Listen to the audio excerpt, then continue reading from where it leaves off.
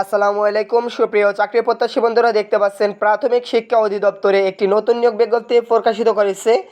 এখানে সর্বমোট নিয়োগ দেওয়া হবে 470 জন প্রার্থীকে। দুটি পদে 470 জনকে নিয়োগ দেওয়া হবে। 3রা সেপ্টেম্বর 2025 তারিখে এই সার্কুলারটি প্রকাশিত করেছে। দেখতে পাচ্ছেন এখানে অফিস সহকারী কাম কম্পিউটার মুদ্রাক্ষরিক পদে 224 জনকে নিয়োগ দেওয়া হবে এবং হিসাব সহকারী পদে নিয়োগ দেওয়া হবে 246 জন প্রার্থীকে। এখানে দেখতে পাচ্ছেন বেতন স্কেল এবং পদের সংখ্যা, পদের নাম দেয়া আছে। এখানে দেখতে পাচ্ছেন বেতন স্কেল দেয়া আছে। এখানে আবেদন করার জন্য এইচএসসি পরীক্ষায় উত্তীর্ণ থাকতে হবে দুটি পদই এবং কম্পিউটার ব্যবহারে দক্ষতা প্রয়োজন হবে। আবেদন করতে হবে অনলাইনের মাধ্যমে। দেখতে পাচ্ছেন dper.teletalk.com.bd ওয়েবসাইটে প্রবেশ করে আবেদন করতে পারবেন। 20 সেপ্টেম্বর থেকে 12 অক্টোবর 2025 তারিখ পর্যন্ত আবেদন করতে পারবেন।